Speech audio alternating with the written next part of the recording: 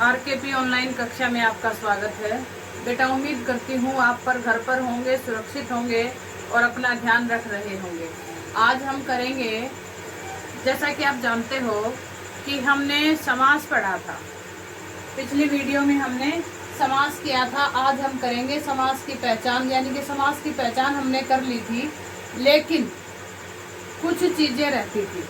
हमने शब्द निर्माण किया। शब्द निर्माण का हमें पता चला कि शब्द निर्माण किस प्रकार से होता है और शब्द निर्माण का कौन सा टॉपिक हमारा 9th क्लास में लगा हुआ है।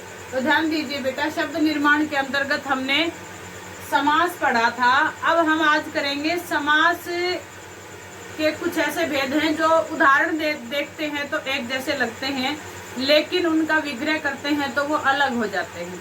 तो हम देखते हैं। देखिए बेटा, अव्ययी भाव हमें समझ में आ गया था।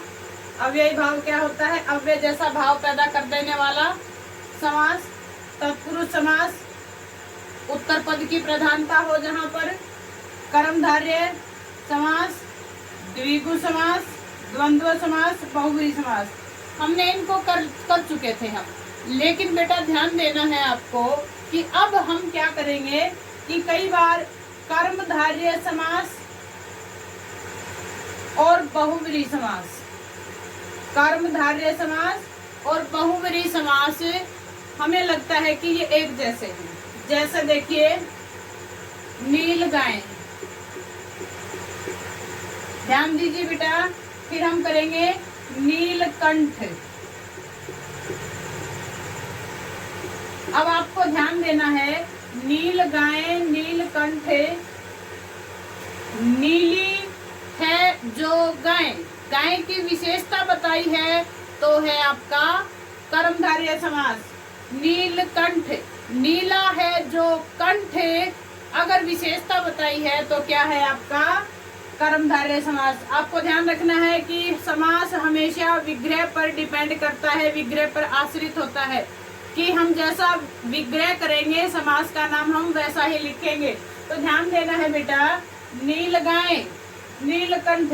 अगर हम नीलकंठ का विग्रह करते हैं, नीला है कंठ जिसका, अर्थात शिवजी, तो आ जाएगा बहुव्रीहि समास। क्यों? क्योंकि यह अन्य की ओर इशारा कर रहा है। समझ में आ गई?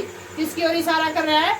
अन्य की ओर। तो हमें कर्मधारय और बहुव्रीहि में अंतर स्पष्ट हुआ कि जहां पर विशेषता बताई जाए तो होगा कर्मधारय, और जहां पर किसी अन्य की ओर इशारा हो तो होगा बहुव्रीहि समास। ध्यान दीजिए बेटा, आगे हम अंतर स्पष्ट करेंगे द्विगु समास और बहुव्रीहि समास में।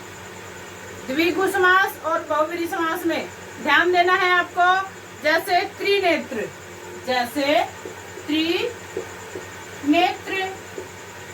अब ध्यान दीजिए बेटा, संख्यावाची शब्द कहाँ होता है? द्विगु समास में। संख्यावाची शब्द कहाँ होता है? द्विगु समास में। अब हमें 3 है नेत्र जिसके, अर्थात शिव जी, तो बन गया बहुव्रीहि। और 3 नेत्रों का समूह, अगर संख्या का बोध करवाया तो होगा समूह। समझ में आ गई? अगर संख्या का बोध करवाया है तो होगा समूह, और अगर किसी अन्य की ओर इशारा होगा तो होगा आपका बहुव्रीहि समास। ठीक है बेटा, उम्मीद करती हूँ आपको समझ में आया होगा। फिर से देख लीजिए, अव्यय जैसा भाव पैदा कर देने वाला, यानी कि पहला पद उपसर्ग प्रत्यय, पहला पद उपसर्ग होगा या कोई संस्कृत का अव्यय होगा, और संपूर्ण पद अव्यय जैसा भाव पैदा कर देगा। तत्पुरुष में उत्तर पद की प्रधानता होगी कर्म के आधार पर, और उत्तर पद की प्रधानता के आधार पर, कर्म के आधार पर 6 भेद होते हैं, और उत्तर पद की प्रधानता के आधार पर कर्मधारय और द्विगु समास 2 भेद होते हैं। फिर आपका आ जाता है कर्मधारय। क्या होता है? जहां पर विशेषण, विशेष्य, उपमान और उपमेय हो, यानी कि विशेषता बताई जाए, जिसकी विशेषता बताई जाए और जो विशेषता बताए, दोनों पद इकट्ठे हों। और द्विगु समास में क्या होता है? पहला पद संख्यावाची होता है और समूह का बोध करवाता है, और उत्तर पद की प्रधानता होती है। द्वंद्व समास, द्वंद्व समास में जोड़ा होता है, बीच में योजक चिन्ह होता है। लाभ हानि सुख दुख हार जीत ये सब क्या है, जोड़े में होते हैं। माता पिता भाई बहन सबका क्या होता है, एक द्वंद्व होता है, जोड़ा होता है।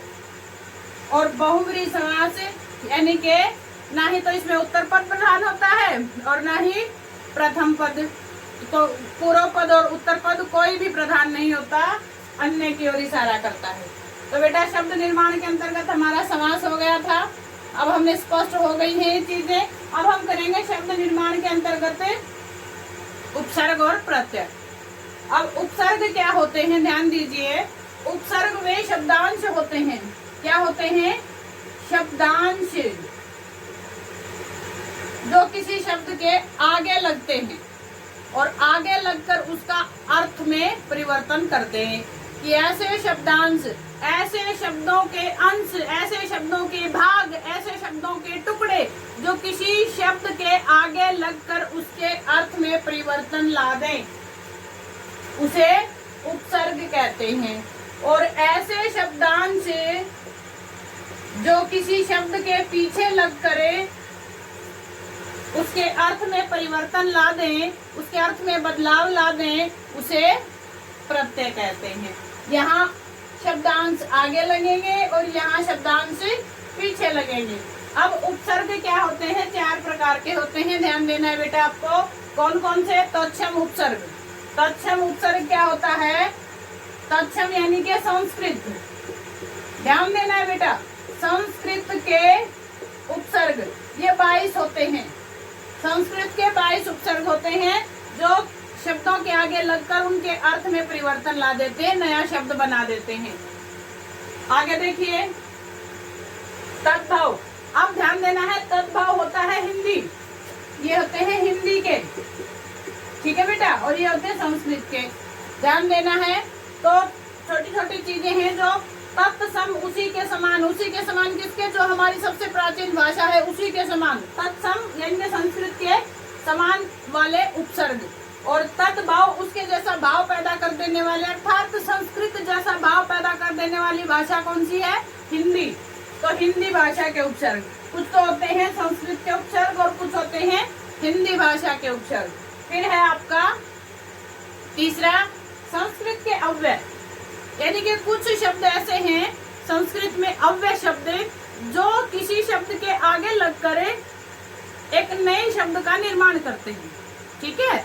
जैसे यथाशक्ति, अंतरराष्ट्रीय, बहिर्मुखी, ये सब क्या है, यथा, अंतर, बहि, ये क्या है, संस्कृत के अव्यय हैं जो हिंदी के शब्दों के आगे लगकर उनके अर्थ में परिवर्तन लाते हैं। फिर है आपका आगत उपसर्ग, ध्यान देना है बेटा, आगत उपसर्ग, इसका अर्थ समझिए। आगत, आ गए हैं जो, आगत आ गए हैं जो, कहाँ से आ गए हैं, हमारे भारत देश में कौन कौन सी भाषाएं बोली गई थी, यानी कि मुगलों का राज था तो उर्दू थी, अंग्रेजों का राज था तो अंग्रेजी थी। तो उर्दू भाषा के यानी कि अरबी के शब्द और अंग्रेजी भाषा के शब्द, ठीक है। आगत उपसर्ग यानी कि आई हुई भाषाओं से शब्दांश जो शब्द के आगे लगकर अर्थ बदल दे, समझ में आ गई।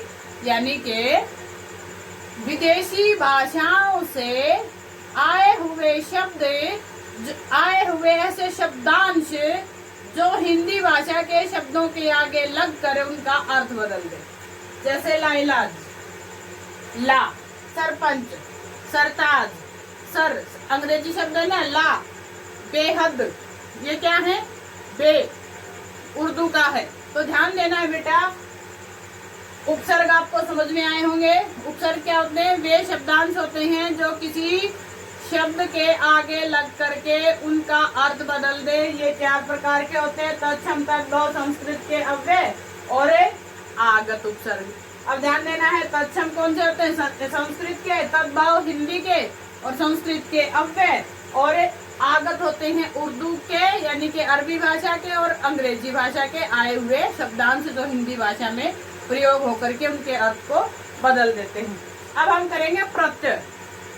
क्या करेंगे, प्रत्यय। ध्यान देना है बेटा, प्रत्यय प्रति प्लस अय, प्रति प्लस अय यानी कि शब्द के पीछे लग करके उसका अर्थ बदल देने वाले, ठीक है। उपसर्ग क्या होते हैं, आगे बैठ करके उनका अर्थ बदलते हैं, और प्रत्यय क्या होते हैं, पीछे बैठ करके उन शब्दों का शब्दों का अर्थ बदल देते हैं। यानी कि प्रत्यय क्या होते हैं, किसी भी शब्द के पीछे लग करके उसका अर्थ बदल देना।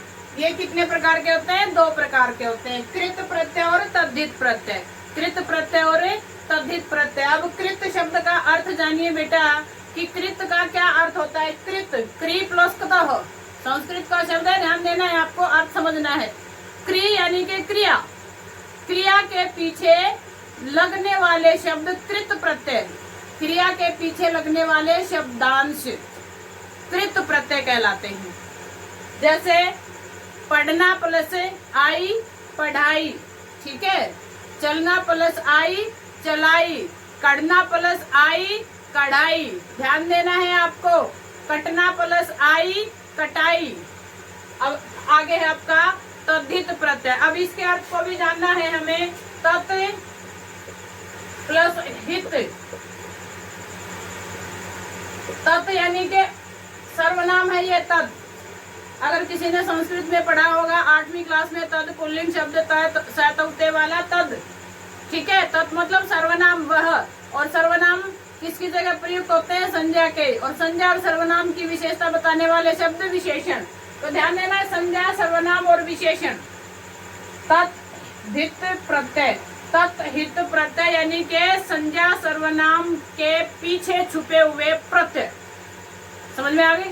संज्ञा सर्वनाम और विशेषण के पीछे लगने वाले शब्दांश जो शब्द का अर्थ बदल देते हैं उन्हें तद्धित प्रत्यय कहते हैं। जैसे दया, दया शब्द क्या है, संज्ञा शब्द है, और लगाया हमने दया से आलू, दयालु, क्या बन गया, विशेषण, ठीक है। फिर है जैसे मीठा, मीठा शब्द क्या है, विशेषण है, हमें लगाया आस, मिठास बन गया, ठीक है बेटा। ध्यान दीजिए कि आपको प्रत्यय की दोनों चीजें समझ में आ गई हो, कृत प्रत्यय और तद्धित प्रत्यय। क्री प्लस कतः, क्री यानी कि क्रिया, और तद्धित प्रत्यय तत् प्लस हित, संज्ञा सर्वनाम और विशेषण के पीछे लगने वाले, और ये क्रिया के पीछे लगने वाले। समझ में आ गया। उम्मीद करती हूँ आपको संज्ञा सर्वनाम विशेषण के पीछे लगने वाले प्रत्यय अच्छे से समझ में आए होंगे, और कृत प्रत्यय भी अच्छे से समझ में आए होंगे। हमने 9वीं क्लास में लगने वाला शब्द निर्माण के अंतर्गत समास, उपसर्ग और प्रत्यय पढ़ा बेटा। अगर कोई डाउट है तो कमेंट सेक्शन में जाइए और कमेंट लिख करके भेज दीजिए कि हमें ये चीज समझ में नहीं आई, मैं उसको क्लियर करने की पूरी कोशिश करूंगी। उम्मीद करती हूँ आप घर पर होंगे, सुरक्षित होंगे, अच्छे से होंगे और अपनी पढ़ाई अच्छे से कर रहे होंगे।